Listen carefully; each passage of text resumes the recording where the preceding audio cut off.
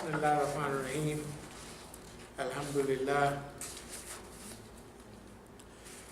Alhamdulillah Rabbil Alameen. Wassalatu wassalamu ala khairil mursaleen. Muhammadin al-Nabi al-Ummah. Wa ala alihi wa sahbihi ajma'in. Amma ba'd. Yaqulu Allahu ta'ala. يقول الله تعالى في القرآن الكريم إن الله وملائكته يصلون على النبي يا أيها الذين آمنوا صلوا عليه وسلموا تسليما اللهم صل على سيدنا مولانا محمد صلى الله عليه وسلم.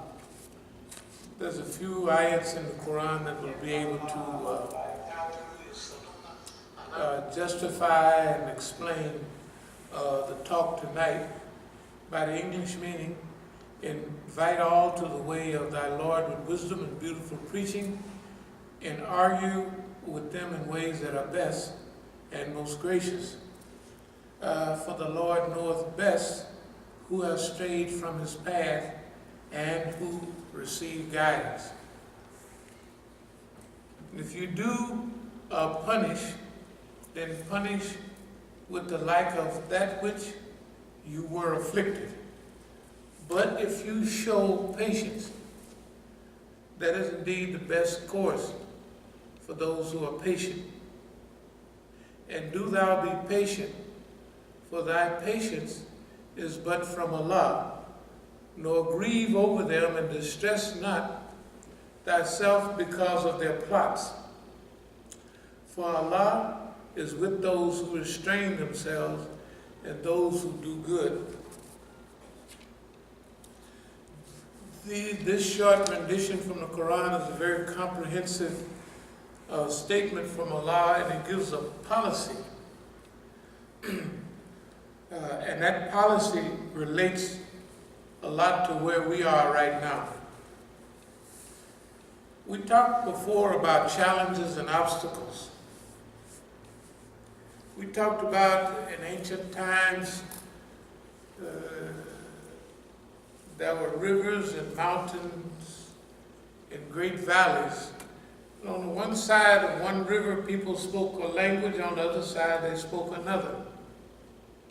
Just a simple barrier like a mountain or a few hills or a valley or a river. And those were obstacles for people when they were traveling long distance. When they traveled across the plains, across from the west, they had many challenges and obstacles. And you had to, just think. The west was anything past St. Louis. Can you imagine? St. Louis is just 800 and something miles from D.C.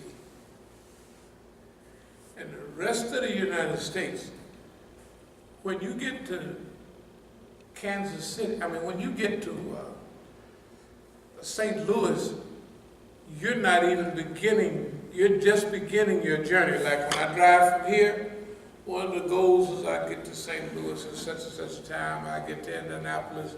There are certain big cities that you got in your mind. I'll hit Cincinnati, I'll hit, Indianapolis, then I hit St. Louis.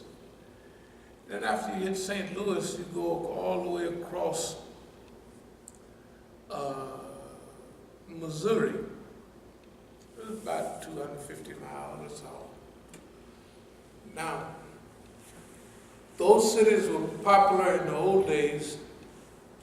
First of all, St. Louis and Kansas City is the first big city for Southwestern Negroes. All of our people, they went to St. Louis and they went to Kansas City first. If you think of any of the old music, they'll always be talking about Kansas City, here I come. They don't mention Kansas City now, but in those days, Kansas City was a hub. St. Louis blues, everything, St. Louis, they were big. The thing about St. Louis is that's where the Missouri River and the Mississippi River meet. So automatically it would become a big hub because that's the way people travel. The rivers are very important. Rivers were barriers. So when you get to Kansas City, technically that's about 1,100 miles from here. But you just getting started. Going through Kansas is 500 miles, and Colorado's another. I mean, those states out there are big. You just getting started. Those cities were all barrier cities, the Missouri River or the Mississippi River, or you cross many rivers and mountain ranges when you go to the across the United States. And imagine though the people that were going to Oregon from here, and they had to go all the way out there on a doggone covered wagon. And you had to cover the whole plains. Let's say 500 miles, and you don't make but 15 miles a day, you know. So that was a difficulty. But now you can jump in a plane and you can fly over to Mississippi. You ain't no time. You're flying over Kansas City. There's the barrier down there, but you fly over it. Or you drive over it. Now people think it's a big challenge to drive to the West Coast. I drive to the West Coast all the time. I do it in 2.5 days. And when I want to take my time, I do it in 3 days or 3.5 days. I want to stop and everything. But if I got an appointment, I make it in 2.5 days. That's 2.5 days, 3,000 miles. That's averaging 1,000 miles a day. So when I drive, I always say I want to make at least 1,000 miles in every 24 hours. You know, usually you do 1,100, 1,200. If you get juiced up, you might make 1,400 miles in one day. When I was coming back here this time, I left California, and I went through California, Nevada, Utah. I didn't take a rest till I got to Wyoming. Can you imagine where Wyoming is? A few miles from Laramie, Wyoming. That's before you take a rest. What I'm saying is, in life we have barriers too. The movement have barriers and challenges. The system has organized barriers to block the progress of the movement. All the barriers that were erected before, we talked about Imam Jamil and how that was a barrier. The barrier was behavior.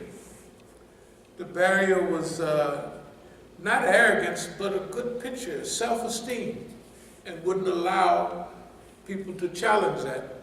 Well, if he was from, although he was from the old South, I think Baton Rouge of all places, Louisiana, he hadn't adopted a humble but strong mentality. Humble means you can't let the white man provoke you and make you mad.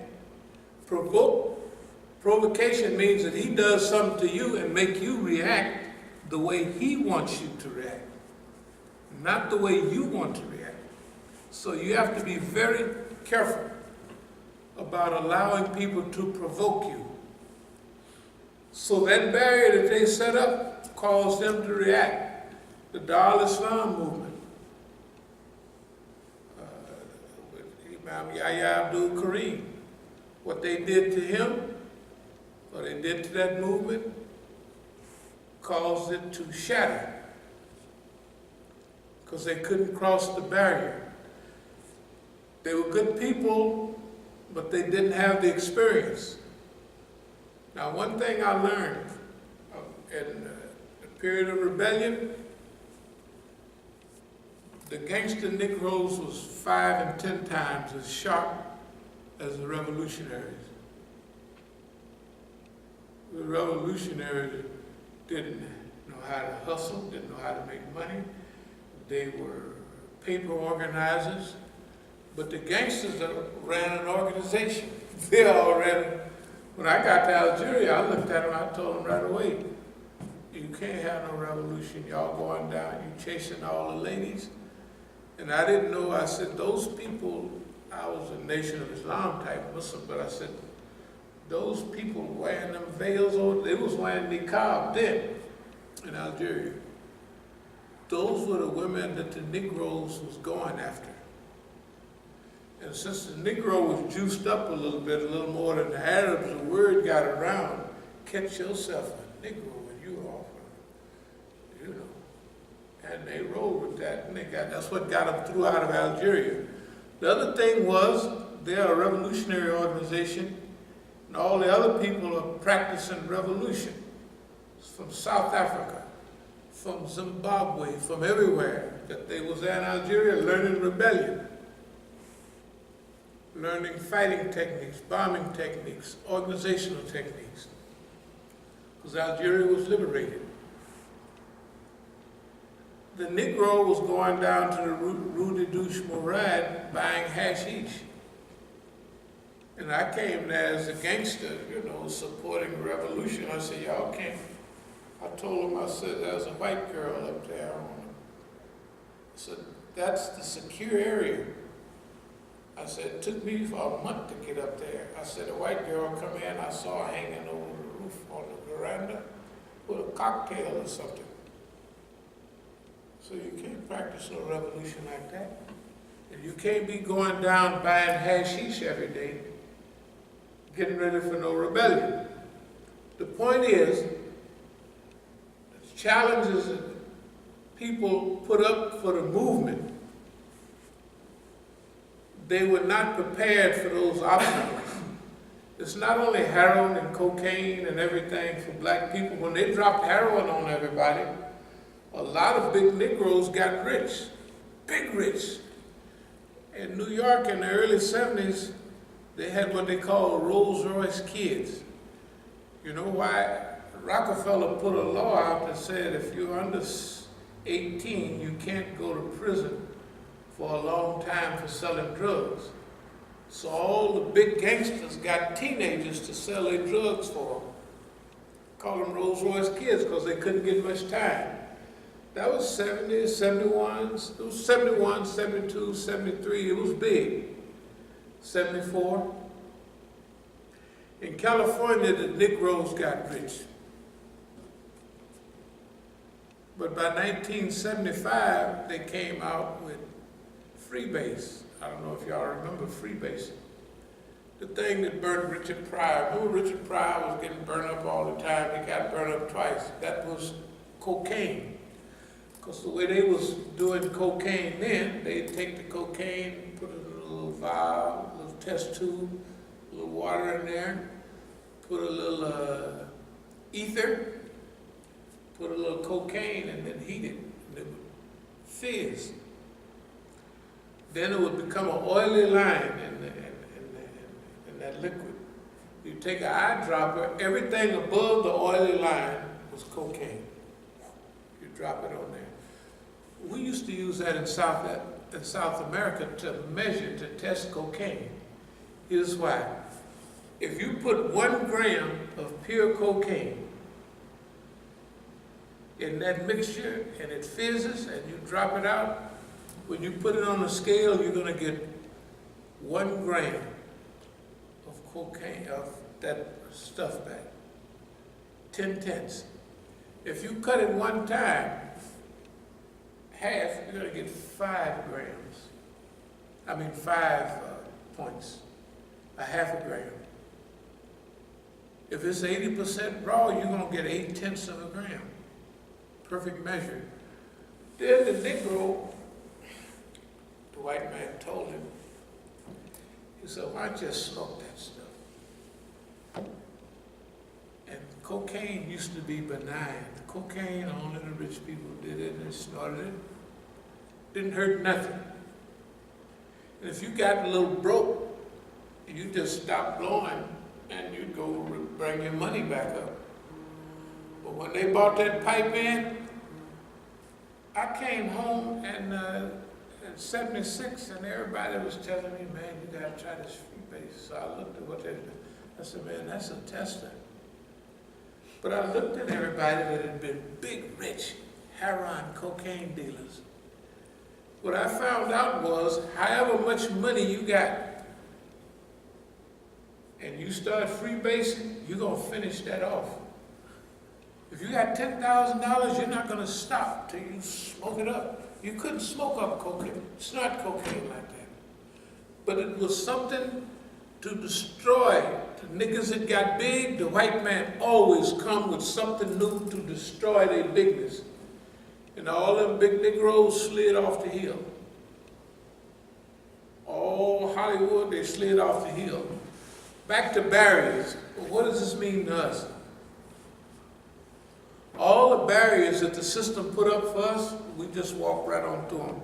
I'm not bragging, I'm just telling you that's the way it is. They have not affected us the way it affected everybody else. None of the barriers, none of the challenges. We do just like when the caveman used to look at a river or a mountain and couldn't get over it, it would stop it. When our old movements would face a barrier, it would stop them. Just like the modern man, we fly over rivers, we fly over mountain ranges, or we drive right through them on a road. That's the way our movement is. The barriers do not have any effect on us like they did on other people. Okay, now, so the secret is outgrow barriers. You're going to always have challenges. Accept challenges, love challenges, because they make you stronger. And no matter what they are, you go over in your mind what they are over and over again till you find a solution. Pretty soon, you outgrow it. When my sons was getting older and they was helping the Masjid, I told them, I said, man, the white man using the same as the teenagers back in the 80s. I said, they don't. I said, if you don't live like I'm living, you can't survive hardly. And the white man did. He took them away. He kept putting them in prison, putting them in prison. But what he did was he saved their life, because all their friends was dead. But they're just like the Negroes here in D.C. was getting slaughtered in the 80s and 90s. They was doing the same in California. What the police did to me by taking my sons to prison, now they 53 years old, 50 years old, they done lived, and none of their friends made it. So what was meant to hurt came out to be a blessing. The same thing with daughters. It don't make no difference. The white man is deadly. He don't play with their kids or nothing. So, starting about 10 years ago, I thought how to deal with that. Now, it ain't no problem. Because my family is raising them to be house niggas, and that's good. That's good for them. They be house niggas. I don't need them in the movement. They ain't do nothing but get it. Their mind could not stand what the white man is doing now. So why be bothered? Go to school, get your degree, and fit in. Maybe 25 years from now, it'll hit you. But you'll be grown, you'll be old enough, right? So the white man relieves your problem if you study him long enough. Pretty soon, you won't have no problem. You be his problem. You'll move, I'm telling you. Somebody was saying the other day, why do you think you're the victim? I said, I am not a victim of nothing. I said 35 years ago we was a victim. But 20 years ago, we competing with the white man, especially at 15, we're competing with him. So now we're the predator. We hunting him, he ain't hunting us. This sounds arrogant that you're sitting there by yourself, but it's all true. All you got to do is go over everything we've talked about over the last several years, and you look and you'll see what's really been going on. Now I'm going to mention a few people, because the Quran has given us an outline. The thing is, unleash the will to do good. Unchain goodness. They don't expect, look, you want to beat the white man, do good. He don't believe niggas can do good, because he ain't created no good niggas. He don't believe it. Niggas can't do good, because I didn't teach him nothing about goodness, because I didn't know nothing about it. I teach him to be slick. Okay, Sullivan, Jesse Jackson, or Sharpton, or some Uncle Tom on the Supreme Court. I teach him to do that. But I ain't taught no niggas to do good, because I don't know nothing about it. Therefore, they don't know nothing about it. That's why we whoop him all the time. These are the laws. We slap him around. When I say we slap him around, we slap the system around. Now we want to get to the system a little bit, and each aspect of the system. First, the daftar. Daftar means office in Persian. That means the Iranian institutions in America. We work very closely, hand in hand, since the beginning of the revolution. That means 39, 40, it's about 40 years almost now. Okay, they took a little turn a few years ago.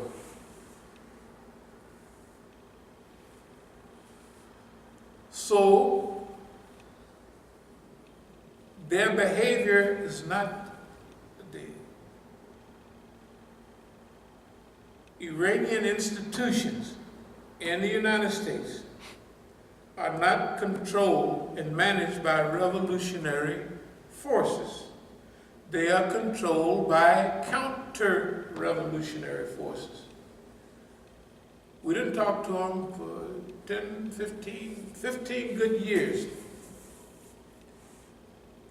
And they have not responded properly. Okay. Now, they expect us now, but they didn't expect us then. We are in 100% support of the Islamic Republic.